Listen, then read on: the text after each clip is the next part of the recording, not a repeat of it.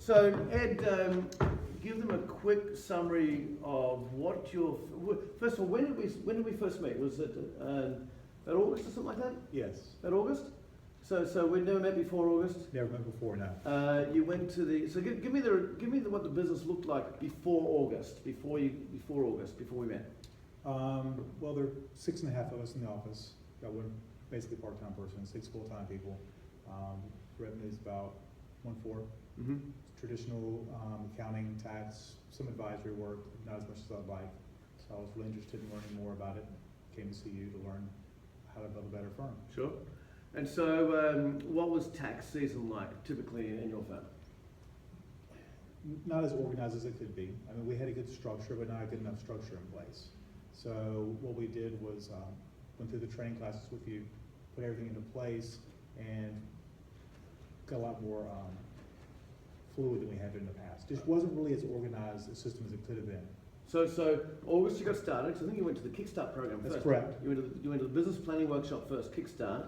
Then you went to this event in Atlanta, or there was similar to this event in Atlanta last year. Correct. Yeah. So I did 2 last year, 2 training sessions. Yeah, you did. And then you're off to your own devices. You know, Yes. as a member firm, we've been working with you. And then, of course, you went to Australia a few weeks ago as well. I did. That was amazing. Yeah. Everybody has to go to PAC, no matter where it's at. So PAC is our annual conference that we do. Next one is in San Diego, January 9, 10, 11 next year. I'll talk more about that later this afternoon. We won't let the cat out of the bag yet as to what's going on there. But so Ed, you've been with us for like 8 months or so. Yes. As a member firm, and you've been doing some things. So what does the business look like now in 8 months flat? Like we're just brand new. When we started out with everything, I'm in Magnify, Yep. which is the program to be in, because you get all the tools and resources.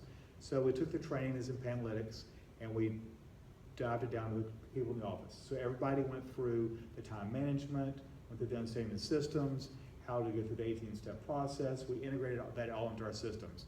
And when I spoke with Rob, he's like, to be able to grow, you have to create capacity. And you notice on his wheel, that's one of his 3 things is capacity. So to be able to move forward, I knew we had to create that. To have the same people and not hire more staff. So our focus this tax season was to drive down the time on tax prep. We were able to do that by 30%. So, because you're a fixed price business, Yes. price was the same or more. That's not changing. Okay. It's not going down. It's still going down, but you shaved out 30% of time. Correct. Awesome. So does that mean you had some more time off, or did you refill the capacity, or what did you do? So what we did with that is we're spending more time with the clients to understand them, and we're also going through part of your process, which is to gain understanding of the opportunities for the client. As part of the Panalytics, they give you systems to understand how can we help the client? How can we systematize this in an easy-to-go way to where we don't have to become, quote, business advisors overnight? The systems are there, so we did the client opportunity information. Mm-hmm. So we did that for all of our business clients during tax season. So we've spent less time, have more information, and now we're in the phase where we can implement all this because we actually know what needs to be done for our clients at the best time of the year to do it. So let's focus on that, because here we are in May, Yes. and you're just out of tax season right now, and you know, you may be thinking, okay, tax season's a long way away, but it's not that far. You know, It'll be it comes here in- again very quickly. It comes out pretty quick. What did you actually do to get 30%? By the way, Ed only told me about this morning, that he got 30%. I had no idea. I said, just come on in if you can make it. And he's got to get out of here in about 15, 20 minutes. So what did you actually do to get 30% more efficient?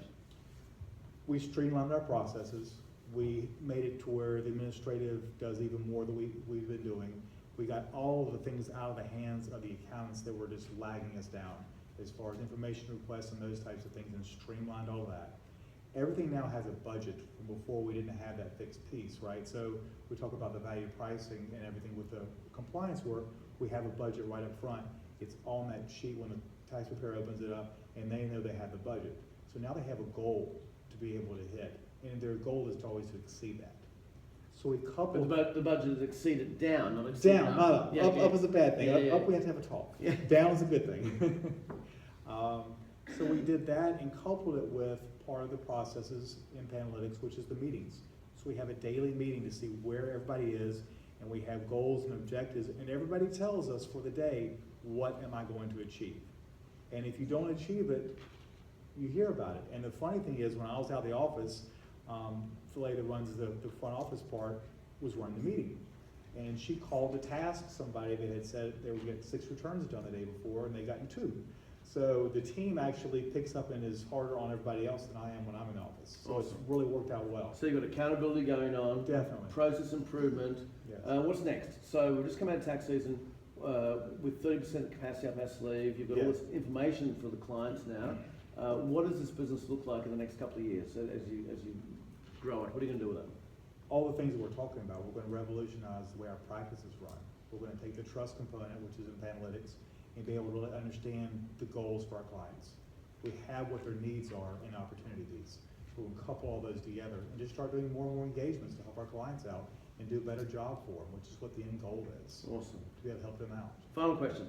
Yes. So what would you advise these firms to do? It's literally their first day interaction. Some are thinking, who's this crazy nut from Australia? But what would you advise them to do? Well, after you get through the, from all the disruption piece, right? Really? Because it's very disrupting. I mean, I was in your same seat going, really? This is what's going on? And once you get your arms around that and face that it really is what's happening and our profession is changing. And I was in the same boat too. I wasn't happy. I wanted to be able to work less. And I worked less this tax season than I ever have. Very, very few weekends, and only really on weekends when I wanted to be there. I didn't have to be there on any of the weekends. Joined up and got the resources because the training things that are available in the Magnify is just amazing. Of what you can do for your team, you put all those steps into place, and you don't get all hung up with, I have all these things to do. You just start with the core pieces, and all the systems are there.